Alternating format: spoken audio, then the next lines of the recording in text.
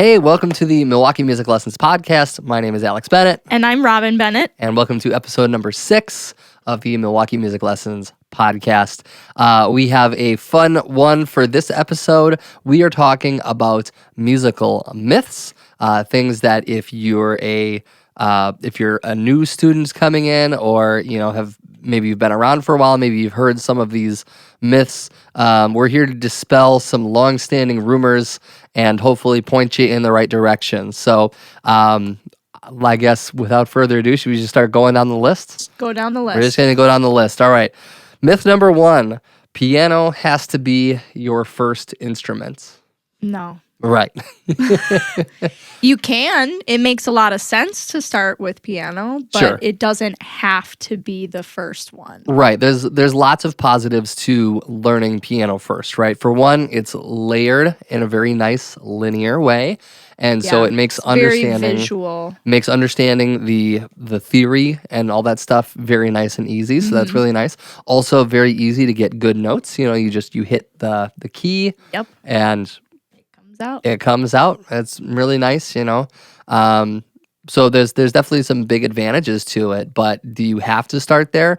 Definitely not. There are plenty of other instruments that you can get started on. Honestly, and you might hear this theme come up later on in the podcast, my recommendation is to just start on what you're interested in. Definitely. Yeah. I mean, if you're not interested in your instrument, it's going to make it so much harder to practice. So if you're not interested in piano, don't. Yeah. I mean, that's where I got started. I wanted to learn guitar, and I got put on piano, and it worked. We got there. We did it for 3 years, and then eventually I was like, Dad, I don't want to do it anymore.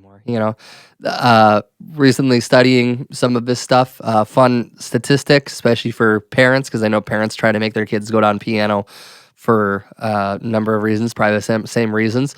60% more likely to continue playing as an adult if your kid enjoys the instruments that they are playing. And for adults, if you start as an adult and continue on later in life, 40% more likely. So, you don't want to... Try out different things. Yeah. See what you like. See what you like, but do it because you want to do it, not because you think it's what you have to do or what everybody, what you think is the thing you're supposed to do. So, all right. Myth number 2, similar vein, the acoustic guitar is the starter guitar. I mean, they both play like a guitar. Yeah. I don't know what to tell you. Nylon string guitars, acoustic steel string guitars, electric guitars, they are all tuned the same way. So you learn one of them and they all work the same. It's, you play what you're interested in. Yeah. Right. My first guitar was an electric guitar, not an acoustic guitar. And because that's what I wanted to learn. I was really into rock and roll, and that just made it more exciting for me. So I did acoustic first. You did acoustic first? I mean, the first time I touched an electric guitar was when I was with you packing your stuff up after gigs. Yeah. And then that one time you tried to teach me the opening to Eruption, I think. Well, we were just playing around, so. It didn't go well. It went fine enough. I have recordings of it. Oh, no. Yeah. That's just one of those myths. Like, everybody just assumes you have to start on the acoustic guitar. You really don't. Once again, especially if you got kids, give them what they're interested in. If your kid wants to learn how to play AC/DC and you hand them an acoustic guitar, they're going to look at you like like they ordered a fish and you gave them a steak. It's just, they play what makes you excited to play. Yeah. And that's just as important, if not more important. So there's a lot more psychologically going on that will propel you forward. Yeah, especially for younger kids. Definitely. Okay, cool. This one, now we're in your territory here. Okay. Myth number 3, breathe with your diaphragm. Okay. Yeah. Robin has strong opinions. I have very strong opinions. You can't control your diaphragm. It's one of those involuntary muscles that it does its thing, but you cannot choose to move it yourself. Okay. When people say breathe with your diaphragm, what they want you to do is use your abs. Like, don't breathe with your chest and your shoulders and all that. Like, they don't want shallow breathing. They want deep breathing. So that means letting your abs relax, letting your stomach go out. I know it's not popular because especially in young kids, they all like try and suck it in and try and look as skinny as possible. But when you need to breathe, you can get a deeper breath if you let all your guts and stuff move out of the way so that your lungs can fill up all that space. Okay. So it's not breathing with your diaphragm. It's more like give your diaphragm space to do its job. Sure. How would you, if you were trying to get better deep breathing, like how would you fix that? How would you practice that at home? What I teach my students to do is I have them put their hand on their stomach and be like, how far can you let your stomach go out? So when you breathe in, your stomach should start sticking out. So you breathe in. And then when you breathe out, your abs are pushing all of your guts and stuff back into place, and your abs are controlling your flow of air. So is it more just about like learning how to relax at the right time? Yeah. Okay. Yeah. Because I see a lot of people will try and breathe in, and they're actually like making their stomach go in when they're breathing in. Which is not giving their lungs more space to fill up like a balloon, right? So if you let everything go, let it all hang out, when you breathe in, then you can get way more air because your lungs will have more space to move inside your body. Gotcha. Okay, that makes sense. Yeah. Makes sense. Okay, myth number 4. I'm not going to force myself or my kids to practice. I want music to be fun for them. Yeah. Yes and no. Like, it needs to become a habit. So at the beginning, yeah, you need to force them to do it. But like, if you're sick or something, like, or if it's Christmas, don't force them to practice. Sure. On like a holiday, but don't let them go that long between practicing. You should practice every day. You know, short, intentional practice is so much better than how long you practice. I mean, I'm working on a song right now, and I can easily sit down and do 2 hours on 2 measures because I just can't get it. But you know, if I spend just a little bit of time working on it each day, it's going to get better more than if I spend 2 hours agonizing over it. Yeah, I mean, I get the sentiment because the whole point of, that statement is like, they think that if they have their kids work on something that's super hard and they don't enjoy it, that it's going to spoil the rest of the life of the instrument for them. But the reality is that, like with most things that you do in life, you don't enjoy them until you get good at them. And so once you develop the skill to be good at something, then you will start to enjoy it. And that's a discipline thing. That's just a thing that takes time. Right. And so, yeah, like you said, short, intentional practice sessions, have a plan going into the practice. Don't just noodle, like focus on a song, focus on very small portions of songs, work on the things specifically that you're bad at, which is not a popular sentiment. I know that something we've been working on here lately is we started handing out, practice regimens for people to work on. Right. And part of the purpose of that was to give people an organized way of like planning how they practice.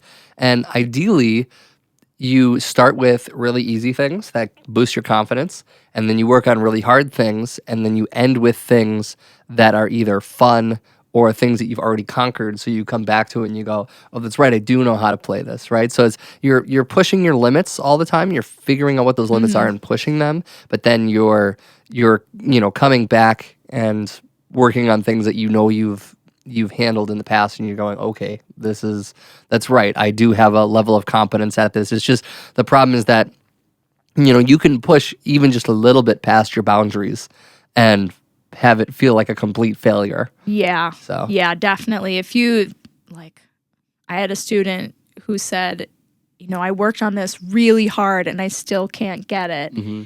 And sometimes I think that of myself. And then I think, especially to my student, I say this to my students all the time, but look how far you've come. Look at all these songs that you can already do. Look at how far in the book that you've already done. Mm-hmm. You can do all these things. It's just right now, this current challenge is too much. And I think we're very hard on ourselves. Yeah. I like the way you said it's how to practice. Mm-hmm. It's like the musical version of a compliment sandwich. Mm-hmm. Right, yeah, well, and going to the kind of that psychology, right? So people figured out a long time ago that our brain is more predisposed to the negative than the positive. Yeah. And so people figured out that it's basically a 2-to-1 ratio, right? So in order for your brain to feel like things are going neutral, even, it has to be 66% good and 33% bad. And so that's kind of like in the practice structure that we handed out. It's like it's in a 30-minute practice, only 10 minutes of that is focused on the hard stuff, and the other 20 minutes is focused on the easy stuff. So there is a psychological component to that. And I'm not saying that you shouldn't work within the psychology, but to say that you never want to force your kids to work hard at anything, or to force yourself to work at something because you might ruin the enjoyment of it. It's like you're never going to feel enjoyment at it. No. Like, I hate to say the that, journey but is it's hard. the truth.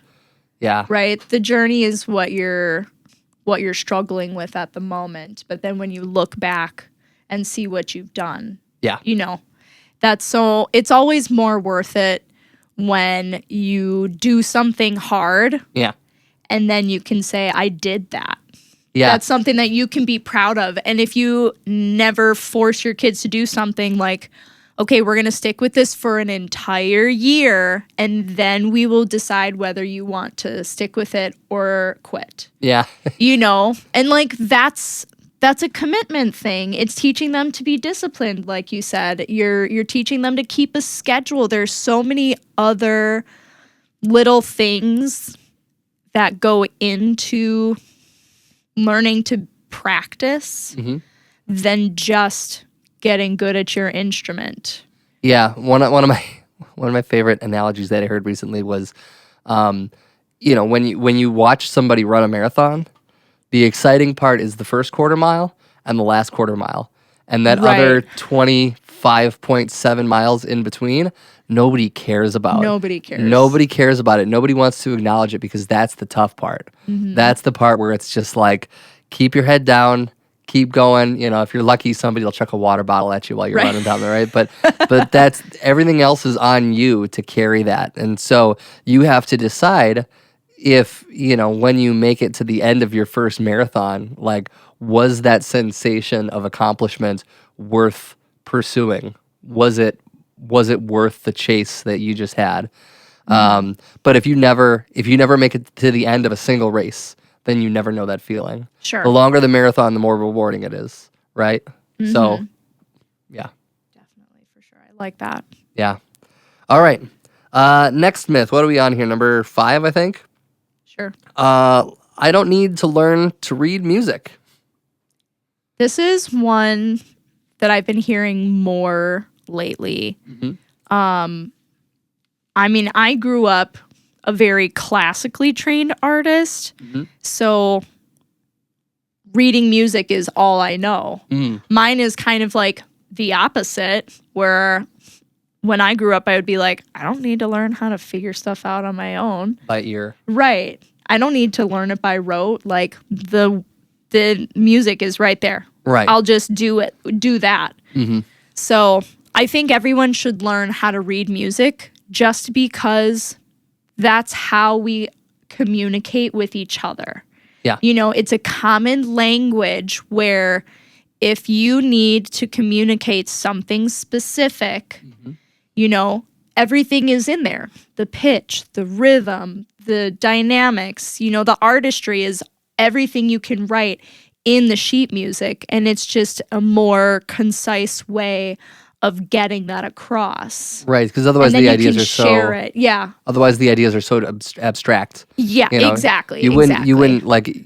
Everybody makes their kids learn. Their language. In our case, English, generally speaking. You wouldn't say that it's not important that they don't learn how to read. Or write. Right. Exactly. Because Like you should learn to read and write to be literate.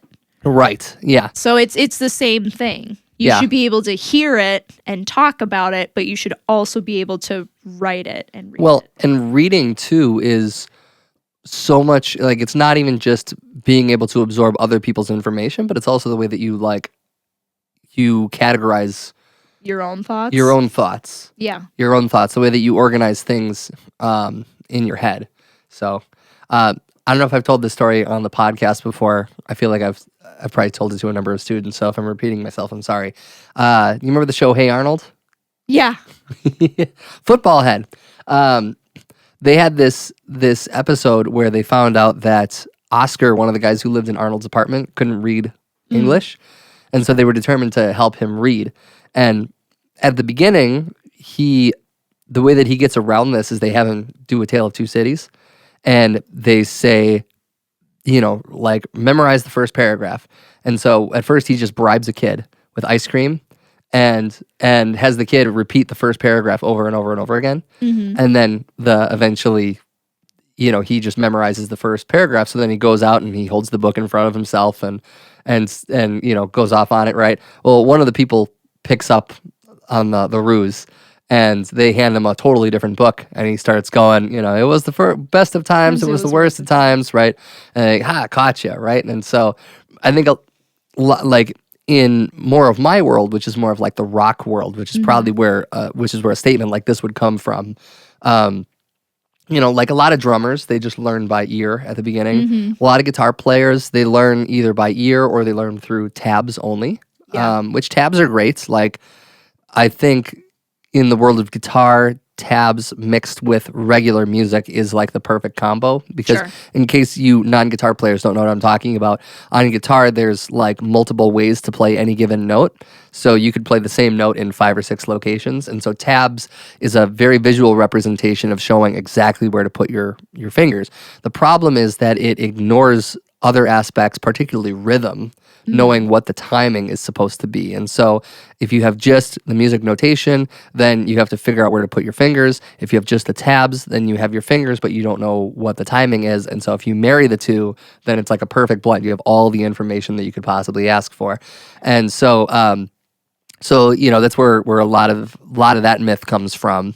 But you need to be able to read the music, because you need to be able to internalize where everything is and where it's going. And like if you don't have any sort of language, your ability to internalize completely goes away, and you will not only will you not be able to communicate, but you won't be able to learn as fast, you won't be able to retain as much information, you won't be able to problem solve as quickly and effectively. And so it's you need both aspects, because the reading part is the internalization, and then the writing part, that's also actually part of the internalization, because the writing is the reorganization of those same ideas on the outside, right? Like when you went to school back in the day, people would say, can you put it in your own words? Right. And the writing aspect is putting it in your own words. It reorganizes your brain. I think along with this, something that I didn't learn as a kid that I actually learned how to teach kids to do in college was improvise. And we've talked about this before. Improvisation and being creative on your instrument is also something that I think should be learned. Like, I don't think all of it has to 100% be written down for you to play and enjoy. There's definitely merit in being able to hear it by ear and learn things by rote. There's also a whole lot of brain power going into learning to improvise. Yeah. And so those creative aspects are also, they're very important, but I don't think the pursuit of those negates the need for the conventional writing systems. Yeah, and something I found out recently that'll be in as part of the next workshop, which this episode will probably come out after the workshop happens. But the like next to choosing the instrument that you're excited about, the next thing that was most likely to improve retention was the ability to improvise and write. The creative aspect of it and being able to own your instruments was huge, and that's just, I don't know, you can't discount that. So obviously it's an important point. Yeah, for sure. Yeah. Do you have any more myths? Let's see here. Yeah, we have a couple more here. We're running a little bit short on time here though, so I'll end with the one that I think is the juiciest one, which is you need to start playing as a kid. It's not worth pursuing once you've reached past a certain age. No. Oh, definitely not. Definitely not. Definitely and that's not just because we have students of all ages. The pursuit of any goal is worthwhile. Right. You know, keeping your mind sharp as you get into your later years, or even as a kid, starting to be able to organize your thoughts. You know, both are good. Yeah, I mean, there's always a reason not to do something. Oh, 100 reasons. And the question is whether or not you're going to let that hold you back. And the people who are generally successful at things, they don't look at it as, you know, this is what everybody else says, or, you know, I haven't seen it, so it can't be done. They look at it as, well, until you can prove to me without a doubt that this is something that cannot happen, I'm going to pursue it. And so that's, yeah, I've seen plenty of people who have been late bloomers, picked it up in their 40s, 50s, 60s, even later, and had very successful, you know, times on their instrument. Whether that's just enjoying being able to strum a couple chords at home around the campfire, you know, play a little something for their kids or their grandkids, families, or even seeing people go up on stage. Like I've, you know, brought people who were in their 40s and 50s who hadn't been playing for more than a year come up on stage with me and have fun, and it's a blast. It's so cool to see, especially when you think about the journey and where they started. Right. So yeah, it's never too late. I will add an asterisk in that certain things obviously get harder as you get older. There are definitely certain skills that the longer you put them off, they are harder and harder to learn. I don't think that's a shock to anybody. But to say that it's too late to go and do something, that's absolute nonsense. No. Go pursue what you love, and if you think it's worth pursuing, like, don't tell anybody to stop you. I had one of those when I first started playing guitar. There was a girl that I was dating at the time who was like, you know, why are you bothering picking it up at 16? Like 16 was such an old man number, which at this point was more than half my life ago. And, you know, it's like anybody who's ever been a great, you know, guitarist is, you know, they started when they were like a kid. And it's like, I remember. I'm still a kid? Well, right. Legally?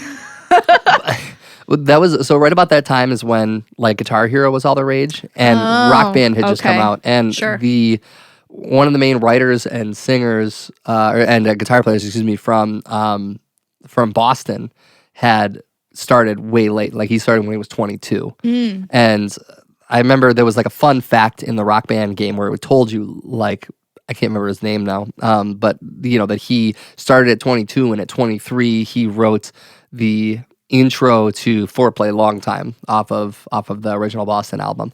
And I was like, if he can do that, like, what's stopping me? Right, exactly. You know? So you can do whatever you set your mind to. Don't let anyone tell you no. Right. Yeah. It's unless somebody can prove that it's physically impossible, you can do it whenever you want. So cool. All right. Like that. I think it's a good note to end it on. Yeah. So, very cool. Thanks so much for watching, guys. Episode number 6 We appreciate you guys watching and viewing until the end. I don't know. I guess I'm just excited for the next workshop and everything. By the time this episode comes out, the workshop will already be done. But that fast track workshop is gonna be a blast. So I guess that'll end it for this episode. My name is Alex Bennett, And I'm Robin Bennett. and we'll see you guys next time on the next episode.